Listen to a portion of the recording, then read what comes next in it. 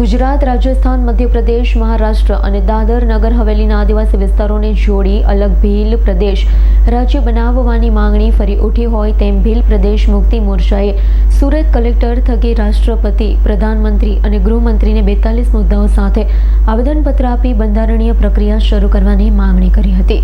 Surat collector થકી રાષ્ટ્રપતિ, પ્રધાનમંત્રી, ગૃહમંત્રી સહિતનાઓને ભીલ પ્રદેશ મુક્તિ મોરચા દ્વારા અપાયેલ આવેદનપત્રમાં જણાવ્યું હતું કે ગુજરાત, રાજસ્થાન, મધ્યપ્રદેશ અને મહારાષ્ટ્ર તથા દાદર નગર હવેલીના આદિવાસી વિસ્તારોને જોડીને અલગ ભીલ પ્રદેશ રાજ્યની રચના કરવામાં આવે તેવી માંગણી કરાઈ હતી. સાથે જ આદિવાસીઓના જળ, જંગલ અને જમીન પરના અધિકારીઓનું રક્ષણ, ભીલી ભાષાને બંધારણીય માન્યતા, અનુસૂચિત વિસ્તારોમાં સ્થાનિકોને રોજગાર અને અનામત, 9 ઓગસ્ટને રાષ્ટ્રીય રજા જાહેર કરવાની માંગણી સહિત કુલ 42 મુદ્દાઓના આવેદનપત્રમાં રજૂ કરવામાં આવ્યા હતા. તો ભીલ પ્રદેશ મુક્તિ મોરચાએ કેન્દ્ર સરકારને આ માંગણીઓ પર સંવિધાનિક પ્રક્રિયા શરૂ કરી આદિવાસી સમાજને ન્યાય આપવાની અપીલ કરી હતી. મારું નામ હિરલ છે અને હું મજૂર અધિકાર મંચ તરફથી આવેલી છું અને આપણા જે ભીલ પ્રદેશમાંથી જે પણ શ્રમિકો અહીંયા કામ કરવા આવી રહેલા છે તો એ લોકોને આપણા અહીંયા સિટીના દ્વારા અત્યાચારો એટલા થઈ રહ્યા છે કે એ લોકોને કોઈ પણ પ્રકારનો હક અને અધિકાર મળતો નથી. તો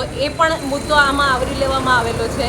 તો એના પર પણ ભાર મૂકે ને એ માંગ પર પણ આપણે ચર્ચા કરીએ ને એ મૂકીએ તો એના પર એ લોકો કાર્યવાહી પણ કરે એવી અમારી માંગણી છે. એ આપણું નામ? મારું નામ હિતેશ શંકરભાઈ મંગોડા, ભીલ સમાજ સુરત શહેર પ્રમુખ. આજે અમે કલેક્ટર ઓફિસે અમારા 4 રાજ્યોની જે માંગણી છે, 1913 જે માનગઢ હત્યાકાંડ થયો હતો ત્યારે અંગ્રેજો દ્વારા જે અત્યાચાર વર્તાવવામાં આવ્યો એના થકી આજે 113 વર્ષ પૂર્ણ થાય છે. અને જે ભીલ પ્રદેશ રાજ્યના જે ગઠન માટે 100 વર્ષ પહેલાંના અમારા જે પુરખાઓની માંગણી છે, જે અમારા પુરખાઓનું વચન છે એ પૂરું કરવા માટે આજે 100 વર્ષથી આ માંગણી સંતોષ થઈ રહી છે.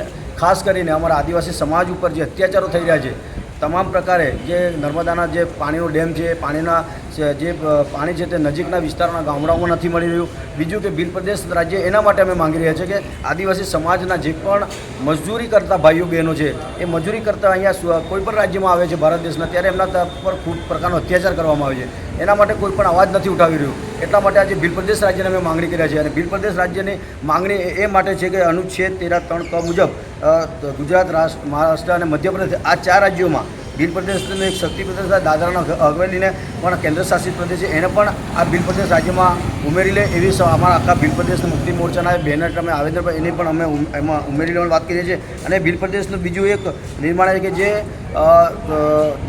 બાંસવાડા જિલ્લામાં જે એક ગામ આવેલું છે જેનું નામ છે બાંસવાડા જિલ્લાનું છે ઘાટોલ તહેસીલમાં, જેમાં જે જમીનમાં સોનું નીકળે છે તે ત્યાં ગામના લોકોનો એક માંગણી છે કે જે ખેતરમાં સોનું નીકળે છે એ ખેતરના માલિકો જે ખેડૂત છે એને 50% હક મળવો જોઈએ એવી રાજસ્થાનના ત્યાંના ખેડૂતોની માંગ છે. એના માટે અમે ભીલ પ્રદેશની માંગણી ઉઠાવી છે.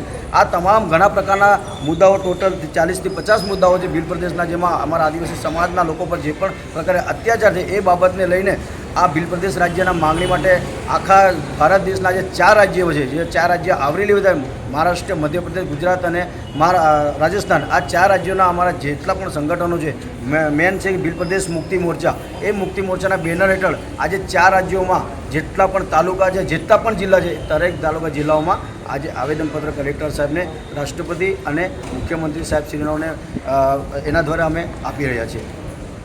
Bureau report, S9 news, Surat.